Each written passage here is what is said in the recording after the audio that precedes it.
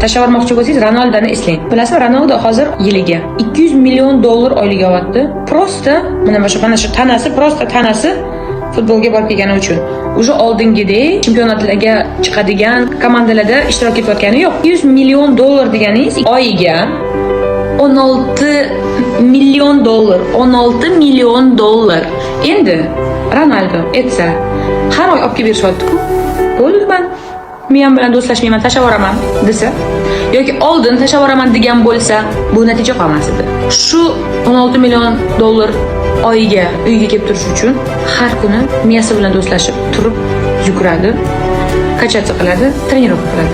Chunki shu narsani qilmasa, tana tashlab yuboradi. Xuddi siz ham shu ishni qilasiz.